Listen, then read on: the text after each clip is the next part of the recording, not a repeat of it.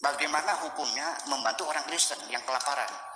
Dijawabnya oleh seorang ustadz itu, tapi di masyarakatnya sudah dianggap kiai. Tidak ada pahalanya, malah mendapat dosa. Kenapa? Karena orang Kristen orang kafir, musyrik. Jadi kalau kita kasih makan orang itu, jadi kita akan memperpanjang kemusyrikan. Berarti kita mendapat dosa. Jadi terkejut begitu.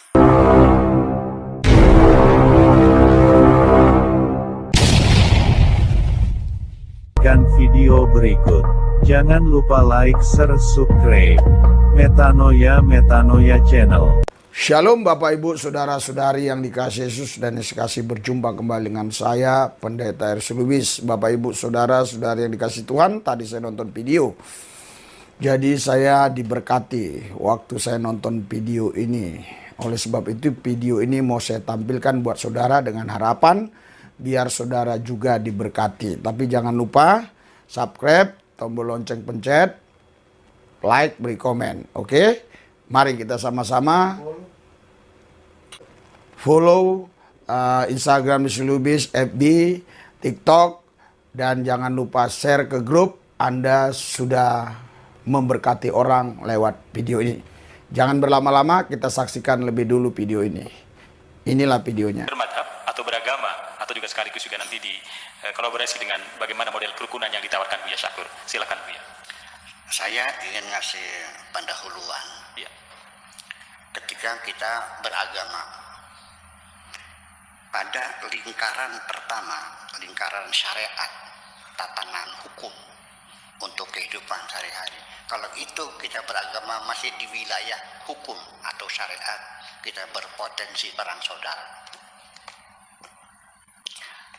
Kalau kita masuk ke lingkaran yang lebih dalam lagi, yaitu thariqah, juga masih mengejek satu dengan yang lain.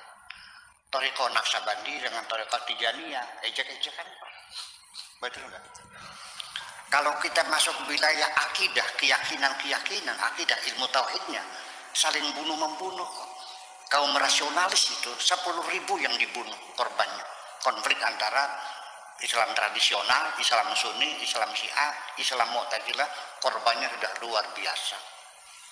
Kapan kita akan berhenti bertengkar ketika dalam beragama kita sudah masuk dalam wilayah cinta?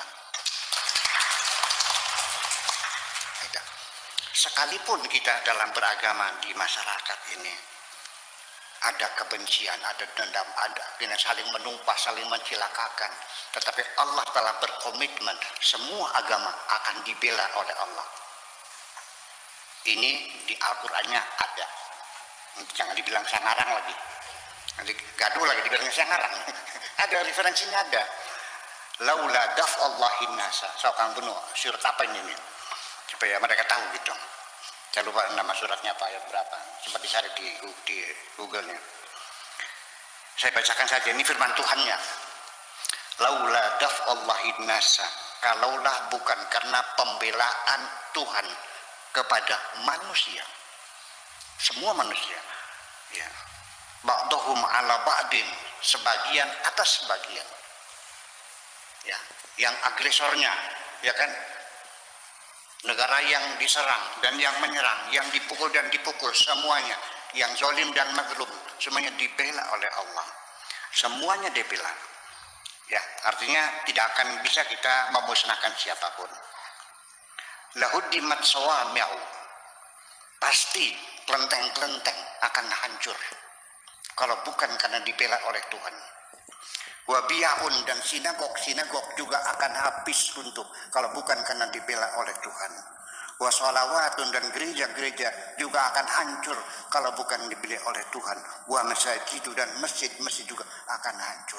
Sampai sekarang masjid masih banyak, gereja masih banyak, kelenteng masih banyak, wihara masih banyak, sinagog masih banyak, masih utuh agama ini. Kenapa? Semuanya dibela oleh Allah. Ya. Tanpa engkau ikut membela, Allah dibela oleh Allah semuanya. Itu. Jadi artinya di sini yang menyebabkan kita ini bertengkar satu dengan yang lain adalah bukan persoalan agama, tapi persoalan kepentingan yang bermain di situ. Pengaruh, kepentingan materi, kekuasaan dan lain sebagainya.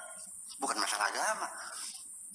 Nah, kemudian juga yang kedua adalah karena misinterpretation, penafsiran yang keliru terhadap teks-teks agama itu sendiri. Penafsirannya dipaksakan sesuai dengan kemampuan dia berpikir. Tidak didiskusikan dulu, diseminarkan dulu, dibicarakan dulu. Jangan terburu-buru mengambil kesimpulan. Nah, ini yang menjadi persoalan. Seperti satu contoh yang dia salah penafsiran. Di dalam beragama Islam ada standar kebenaran, standar eksistensialisme. Bahwa kamu akan menjadi orang hebat, kelompok hebat apabila memainkan dua peran, amar ma'ruf nahi mungkar, mengajak orang berbuat baik, mencegah kejahatan, supaya negeri itu aman, damai, tentram, makmur. Kita berbuat baik, yang lapar kita kasih makan, yang bodoh kita ajarin, yang sakit kita obatin, anak-anak kita biayai sekolahnya, kebaikan-kebaikan, dan kita mencegah kejahatan, pencurian, perampokan, penipuan, sebagainya. Itu standarnya. Tetapi ketika orang menafsirkannya amar ma'ruf nahi mungkar itu secara sewenang-wenang sesuai dengan pikirannya sendiri, akhirnya orang yang berbeda agama dianggapnya kemungkaran. Padahal kemungkaran itu adalah kriminal sebetulnya. Masa orang beragama beda dianggapnya kemungkaran, kriminal? Memangnya kita menganggapnya satu dosa, satu kejahatan. Masa orang beragama beda dianggapnya jahat? Orang mau menyembah Tuhannya udah punya kejahatan. Ya itu sehingga akhirnya bikin tempat ibadah dipersulit dan sebagainya. Nah, dianggap sebagai kejahatan. Kejahatan itu mencurian, pembunuhan, narkoba, korupsi dan sebagainya yang merusak moral, itu yang namanya mungkarat, bukan berbeda agama. Itu yang menjadi hal macam itu. Jadi akhirnya kembali kepada misinterpretation. Ya, salah tafsir itulah yang juga ambil peran penting terjadinya kegaduhan-kegaduhan di antara kita ini. Tapi kesulitannya ketika kita menegur, bisa berantem. Dan akhirnya jawabannya pokoknya. Ya kalau tidak pokoknya nggak usah debat dong. Itu yang perlu ingin saya sampaikan, bahwa kemungkaran itu, ini bukan katanya, tapi saya yang mengalami sendiri. Dalam berkomunikasi dengan sesama teman-teman kita yang beragama Islam, ada satu pertanyaan, Pak Sohadi. Bagaimana hukumnya membantu orang Kristen yang kelaparan? Dijawabnya oleh seorang ustadz itu, tapi di masyarakatnya sudah dianggap kiai. Tidak ada pahalanya, malah mendapat dosa. Kenapa? Karena orang Kristen orang kafir, musyrik. Jadi kalau kita kasih makan orang itu, jadi kita akan memperpanjang kemusyrikan. Berarti kita mendapat dosa. Jadi terkejut begitu. Nolong orang kelaparan karena agamanya beda, tidak ada pahalanya. Saya tidak membantah. Dan ini menjadi suatu hal yang sangat unik bagi saya. Balik saya bertanya, nah kalau yang kelaparan itu seekor anjing, lalu saya kasih makan, ada pahalanya nggak? Nah kalau anjing mah ada. Jadi dalam pikiran orang itu, kalau berbeda agama nggak ada pahalanya. Jadi saya dapat ilmu baru, ternyata anjing lebih mulia dari anjing lebih mulia dari manusia. Nah itulah yang jadi persoalan. Ini bolak-balik penafsiran kita yang sesungguhnya perlu kita perbaiki. Nah, misinterpretation ini sudah dimulai sejak 1400 tahun yang lalu sampai sekarang. Dan itu saya punya faktanya, punya referensi, bukan katanya. Semacam itu. Nah, lalu pada akhirnya ini adalah sifatnya kegaduhan yang terjadi antara kita adalah karena pergeseran waktu dan zaman, situasi dan kondisi yang terus bergeser berubah, dan kita tidak mau melihat pergeseran itu. Dikiranya everlasting, bahwa ajaran itu selamanya adalah sudah tidak bisa dirubah-rubah. Itu yang menjadi persoalan. Sekarang ini mumpung ada penggerak gender, ya.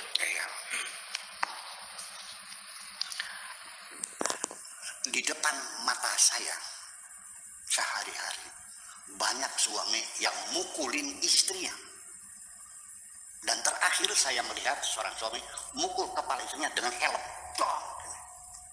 karena dia bangga. Ternyata dia tidak pernah merasa berdosa mukul istri itu, karena di Al-Qurannya ada.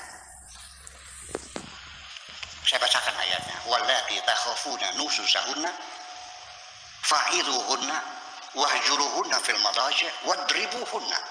Apabila istri-istri yang membangkang itu, ya, membangkang, maka tahapan pertama nasihatilah dia, diberi nasihat. Kalau masa membangkang juga tidak mau apa yang diinginkan suami, wahjuruhunna fil madaji, disimpan, ditahan, dipenjara, diikat di kamar tidur, disekap.